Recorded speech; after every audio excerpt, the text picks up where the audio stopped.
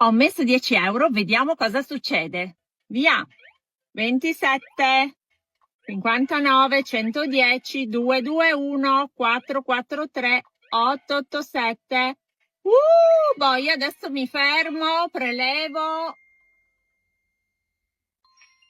È arrivato. Come puoi vedere, i soldi sono veri e molto veloci. Segui il link e gioca. मैंने ये new Creo beluga version 2 को जो वो try कर लिया। वैसे तो मैं इसको ट्राई नहीं करना चाहता था क्योंकि इससे लॉन्च हुए जो हो काफ़ी टाइम हो गया है। बट जब मैंने इसकी स्पेसिफिकेशन देखी तो मुझे लगा कि इसको जो वो ट्राई करना चाहिए क्योंकि ये हेडफ़ोन कम प्राइस पे काफ़ी कुछ क्लेम करता है। लाइक इसमें आपको जो है 53 के लार्ज ग्रिफिन ड्राइवर मिल जाते हैं विद ड्यूल चैम्बर टेक्नोलॉजी। वैसे ड्यूल चैम्बर टेक्नोलॉजी जो है इस प्राइस रेंज में कोई नई बात नहीं है, काफ़ी सारे गेमिंग हेडफ़ोन में मिल जाएगा। बट एक लार्ज 53 ड्राइवर, वो भी ग्रिफिन, जो इस प्राइस रेंज में डेफिनेटली रेयर है। शायद ही किसी और इस प्राइस रेंज के हेडफोन में आपको देखने को मिलेगा। मोस्टली 7,000 से 15,000 रुपीज़ के हेडफोन में ये देखने को मिलता है। But as I always said कि ड्राइवर टाइप, ड्यूल चेंबर, वो सब सेकेंडरी होता है। सबसे ज़रूरी होता है कि इसकी जो ट्यूनिंग है वो कैसी है। सो चलिए without wasting any time check करते हैं कि इसकी जो गेमिंग साउंड क्वालिटी है वो कैसी है। नॉर्मल गेम के अलावा एपीएस कॉम्पिटिटिव गेमिंग के लिए कितना आइडियल ऑप्शन है, और इस प्राइस रेंज के जो दूसरे बेस्ट कॉम्पिटिटर है जो मैं ऑलरेडी ट्राई कर चुका हूँ, उसके कंपेयर में ये कैसा है। So let's find out. Look wise वैसे तो अच्छा ही लगता है ये headphone. HyperX cloud similar look जो आपको इसका मिल जाता है। ऑफ कोर्स बिल वैसी नहीं है। बिल में मुझे लगता है कि थोड़ा सा कॉम्प्रोमाइज यहाँ पे है। मे भी थोड़ी और बेटर बिल क्वालिटी जो है इसकी हो सकती थी। वैसे हेडबैंड जो मेटल का है, एल्यूमिनियम का है, तो ज़्यादा प्रॉब्लम ड्यूरेबिलिटी को लेकर नहीं आएगी। बट फिर भी काफ़ी जगह पे फिनिशिंग उतनी अच्छी नहीं है। वो ड्यूरेबिलिटी वाली फील जो है इसमें नहीं दिख रही। बट ठीक है, प्राइस कम है तो ज़्यादा कुछ हम कह नहीं सकते। वैसे इस प्राइस रेंज के जो ज़्यादातर हेडफोन है उनकी कहानी कुछ वैसी ही है। एंड डोंट वरी, बहुत खराब बिल भी नहीं है। मेरा तो काम है रिव्यू करना, तो मैं तो कहूँगा ही एवरेज बिल कह सकते हो। एंड इंप्रेशन इसका अच्छा है, सिंपल है, no branding, no RGB light, clean simple look है जो अच्छा लगता है। केबल की क्वालिटी काफ़ी अच्छी है, ब्रीडेड केबल है, काफ़ी हद तक जो वो टेंगल फ्री है। बाकी कंफर्ट अच्छा है इसका। एयर कप वैसे ज़्यादा रोटेटेबल नहीं है, बट हेडबैंड फ्लेक्सिबल है तो ज़्यादा प्रॉब्लम नहीं आएगी। वैसे हेडफोन काफ़ी लाइट वेट है, तो ये भी रीज़न है कि ये कंफर्टेबल है। But of course main reason है ये कूलिंग जेल एयरपैड्स, काफ़ी बिग साइज़ के हैं, प्लस काफ़ी सॉफ्ट है, तो एयर पे प्रेशर बिल्कुल भी नहीं आता है। एंड ये इंडियन वेदर के लिए जो है बेस्ट है, क्योंकि मटेरियल ये जो वाला जो होता है स्वेटिंग में प्रॉब्लम नहीं देता, तो कंफर्ट वाइज जो है ये अच्छा है। मैं 3 अवर्स प्लस इसको जो है कंटिन्यूअस यूज़ कर चुका हूँ। नो हीट, नो प्रेशर, मुझे काफ़ी कंफर्टेबल लगा। Even small, medium, big size head कोई भी हेड साइज़ हो आपकी, आपको कंफर्ट को लेके इसमें प्रॉब्लम वैसे नहीं आएगी। वैसे मैं अभी जो है बताना भूल जाता कि इसके जो ये big size cooling gel pad है, उसके 2 बेनिफिट इस हेडफ़ोन को जो वो मिलते हैं। पहला तो एक तो नॉइज़ आइसोलेशन काफ़ी अच्छा हो गया है इस हेडफ़ोन का, और बाहर का बहुत कम नॉइज़ जो है अंदर सुनाई देता है। एंड दूसरा, एक प्रॉपर एयर सेल्फ फिटिंग मिल जाती है, तो बेस रिस्पॉन्स इसमें लीक नहीं होता है। तो ऑडियो में इसका बेनिफिट डेफिनिटली मिलता है। माइक्रोफ़ोन इसमें फ्लिप टू म्यूट है, of course is better than physical button. Control के लिए यहाँ सिर्फ़ आपके पास यहाँ पे वॉल्यूम व्हील है। अगर माइक्रोफ़ोन की क्वालिटी की हम बात करें, तो अभी मैं ये ऑडियो जो है इसके माइक्रोफोन से ही जो है रिकॉर्ड कर रहा हूँ। वॉइस तो नेचुरल एंड क्लियर जो है ये कैच करता है, उसमें कोई भी प्रॉब्लम नहीं है।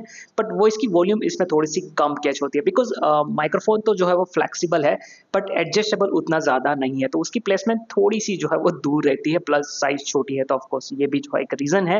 एंड साथ में यहाँ पे जो मैं कीबोर्ड उसका यूज़ कर रहा हूँ मेरा, सो आप उसकी भी आवाज़ थोड़ी बहुत आपको आ रही होगी, बट ये ठीक है। इतना तो जो है वो रहेगा। तो ओवरऑल माइक्रोफोन बहुत अच्छा है, इसमें नहीं कह सकता। डेफिनेटली इस प्राइस रेंज में हाइपरएक्स रेजर के हेडफोन्स है, उसमें डेफिनेटली इससे थोड़ा सा बेटर माइक मिलता है।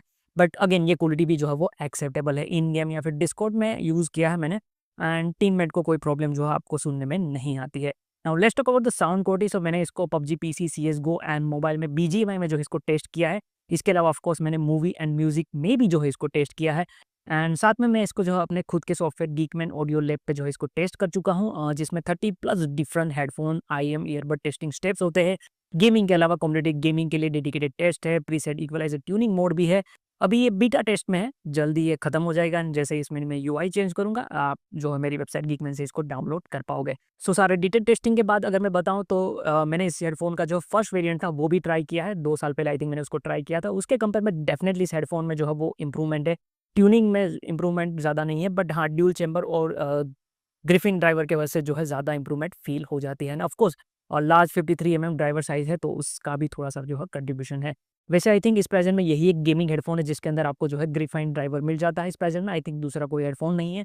हाइपर एक्सटिंगर 2 को या फिर razor black shark version 2X या फिर एक्सा E900 प्रो, तो उसमें आपको पेड या फिर माइलर ड्राइवर मिलता है, ग्रिफिन ड्राइवर जो है वो नहीं मिलता। अब ग्रिफिन ड्राइवर का जो है फ़ायदा एक तो ये होता है कि एक तो ये काफ़ी स्ट्रॉन्ग होता है, तो हाई बेस पे फ्लेक्स बिल्कुल भी नहीं करता, तो डिस्टॉर्शन ऑडियो में कम आता है। मोस्टली हाई बेस ऑडियो में आपको इसका फ़र्क दिखेगा। उसके अलावा लाइट वेट होता है, तो काफ़ी फास्ट रिस्पॉन्स देता है, तो साउंड थोड़ा-सा आपको जो है क्रिस्प लगता है। उसके अलावा कम पावर पे ज़्यादा एयर पुश करता है, तो थोड़ा क्लीन साउंड जो है ये ऑफ़र करता है। वैसे मुझे डाउट है कि एक्चुअल में इसमें ट्रू ग्रेफाइन ड्राइवर है या नहीं, बिकॉज़ थोड़ा-सा डिस्टॉर्शन तो ऑडियो में है। बट एनीवे प्राइस कम है, तो ऑफ कोर्स ड्राइवर क्वालिटी में फ़र्क होगा, 19-20 का फ़र्क तो जो वो आएगा ही। बाकी ओवरऑल एक वी शेप ट्यूनिंग है, इसकी बेस पे ज़्यादा फ़ोकस है, but thanks to dual chamber and tuning bass mid में जो है बिल्कुल भी मिक्स नहीं होता है।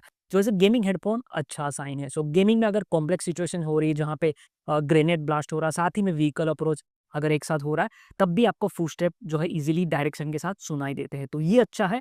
बाकी लो बेस में डिटेल थोड़ी-सी कम है, पर ठीक है। मिड बेस थोड़ा-सा एलिवेटेड है, बेस वार्म एंड पंची लगता है, अपर मिड काफ़ी क्लियर है, जो गेमिंग हेडफ़ोन में होना चाहिए, बिकॉज़ फुटस्टेप वहीं पे जो हो सुनाई देते हैं, तो वो जितना क्लियर, वाइड और डिटेल हो, उतना अच्छा है, एंड इसमें जो है इस हेडफ़ोन में वो डिसेंट है।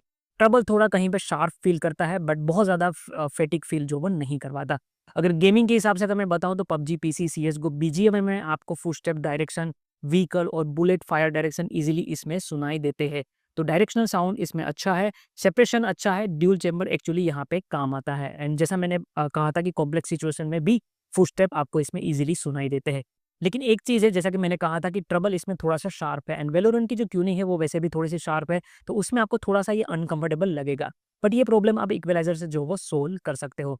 एंड इतनी मेहनत अगर आपको नहीं करनी है एंड सिर्फ वैलोरेंट के लिए आप कोई गेमिंग हेडफ़ोन देख रहे हो, then Razer Black Shark version 2X जो आप इस प्राइस रेंज में देख सकते हो, वो बेटर है, क्योंकि उसमें थोड़ी-सी ट्यूनिंग जो है वो बैलेंस है।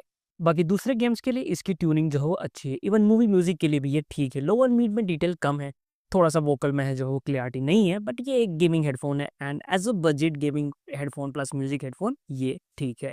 बाकी कॉम्पिटिटिव गेमिंग के लिए क्या ये सही है नहीं, क्योंकि काफ़ी सारे लोग जो है मुझे हमेशा कमेंट में पूछते हैं, तो मैं हमेशा से रिकमेंड करता हूँ कि अगर कॉम्पिटिटिव गेमिंग के लिए अगर आप कोई हेडफ़ोन खरीदना चाहते हो, तो ₹5000 का बजट जो वो भूल ही जाओ।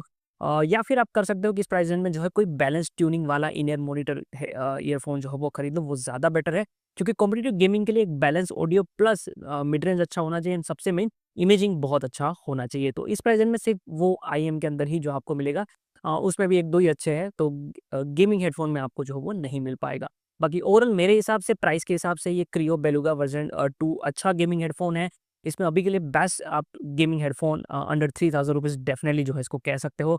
अगर कंपेयर करें इस प्राइस रेंज के दूसरे सबसे best selling headphones like Hyper X Stinger 2, Razer Black Shark version 2, EKSA E900 Pro and Stinger 2 Core, then बहुत ज़्यादा इन सब में जो है फ़र्क नहीं है। अगर शॉर्ट में यहाँ पे कहूँ तो ये भी जो है उतना ही अच्छा है। हाँ, बिल वाइज़ ये डेफ़िनिटली उससे थोड़ा-सा पीछे रहेगा। साउंड क्वालिटी ब्लैक शार्क और स्टिंगर 2 में जो है डेफ़िनिटली थोड़ी-सी बेटर है, बट कम्फ़र्ट वाइज़ ने बाकी दूसरी चीज़ों में ये भी जो है उतना ही अच्छा है।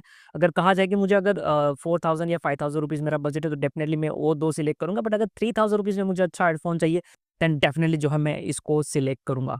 सो ये था मेरा इसका डिटेल रिव्यू और टेक्निकल रिव्यू। वैसे मैं और डिटेल में ज़्यादा जो है एक्सप्लेन करने वाला था, बट वीडियो जो है वो काफ़ी लंबा हो जाता, बट कोई नहीं, आप मेरा डिटेल आर्टिकल चेक कर सकते हो, या फिर आप कोई एआई टूल में रिव्यू सर्च करोगे, तब भी आपको मेरा डिटेल एक्सप्लेनेशन जो है वहाँ पे आपको मिल जाएगा, या फिर हमारा बेस्ट हेडफ़ोन अंडर 5000 ₹3000 का आर्टिकल है, वो भी आप मेरी वेबसाइट पे चेक कर सकते हो। लिंक आपको नीचे डिस्क्रिप्शन में मिल जाएगी, प्लस इसकी लोएस्ट प्राइस बाइंग लिंक भी जो आपको नीचे डिस्क्रिप्शन पे मिल जाएगी। तो चलिए मैं मिलता हूँ आपको नेक्स्ट वीडियो में, तब तक के लिए।